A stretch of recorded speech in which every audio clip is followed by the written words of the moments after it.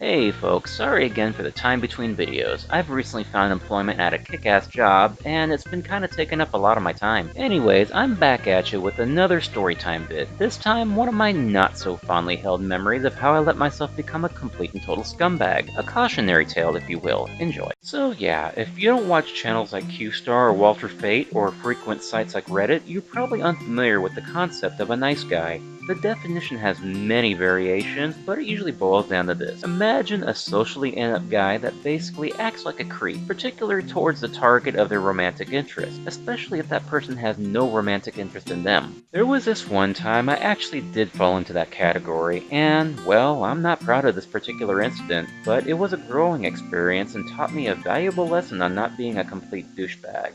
Let me take you back to the 1990s. Since the ages of 14 through 23, I'd had a long string of relationships that were unsuccessful for one reason or another. They were generally superficial relationships that ended for one or more stupid, shallow reasons. Our tale starts in September of 1995. I was starting my senior year of high school. I was feeling severely burned out by a shitty relationship and was in a bit of a depressive slump until a fateful day when I stepped into my local comic book store and fell head over heels in love. Her name was, for the sake of this story, Harley. The second I struck up a conversation with her, I was absolutely gaga. She was gorgeous, she was nerdy, and, unlike every girl I dated until then, loved the geeky shit that I was into. She was perfect, and I had to have her. But the majority of girls I dated before this approached me, and I had little to no experience approaching girls myself. That, and a couple years prior, I had a bad experience with a girl I asked out, and it made me pretty gun-shy. So I decided to play it safe and be friends with her, and hopefully I might eventually show her how much of an awesome boyfriend I could be. I ended up joining her and her friends to play Werewolf the Apocalypse, a tabletop RPG by White Wolf. During this whole time, I would literally haunt her like a damn ghost, hang out with her every chance I got, going as far as walking the 7 miles to her house in the neighboring town. I'd open doors for her, pull out chairs for her, and well, I might have invaded that personal space bubble on more than one occasion, and god, yeah, I was that bad.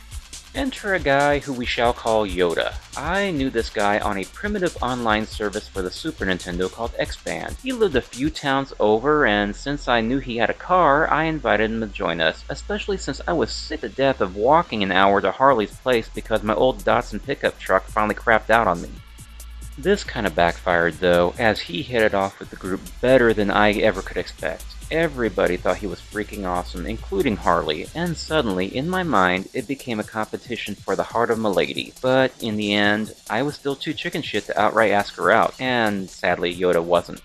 So yeah, around Christmas time, Harley and Yoda officially became a thing. Rather than being happy for them, I became an angry, resentful little troll. That night, they announced that they were officially going out. We went to go see the movie Balto. I sat behind the couple in the theater, and when I saw them holding hands during the movie, that just set off the rage.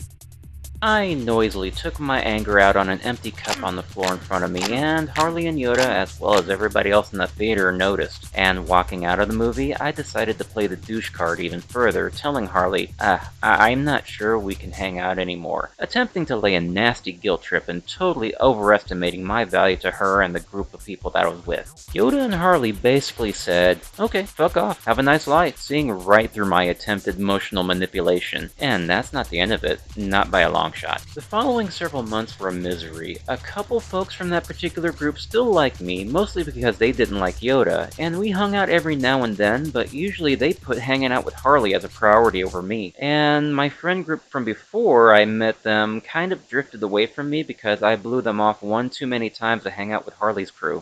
So, sometime in spring, I ran into Harley and Yoda again. My friends from that group convinced them to give me a second chance and let me hang out with them again, giving me the benefit of the doubt that I learned my lesson. Did I do what most decent sentient beings do and accept it with humility? Of course not. A week into hanging out with them again, my frustrated feelings for Harley bubbled back up to the surface, and I convinced another friend of mine, who only met the group once or twice, to send Harley a message on X-Band, giving her the sordid details of the fictitious conversation he had with Yoda, claiming that Yoda said some really gross sexual things about her. I had it in my twisted teenage mind that Harley would dump Yoda and run into my arms after seeing this proof of how horrible Yoda was, but boy was I ever wrong. This ploy was even more blatant than the guilt trip months prior, and every bit of goodwill gained back from these people was completely lost. Yoda was so pissed he would have ripped my arms out of my sockets if he ever saw me. I couldn't frequent the regular hangouts I went to for months after the stunt, since they usually hung out at those places as well.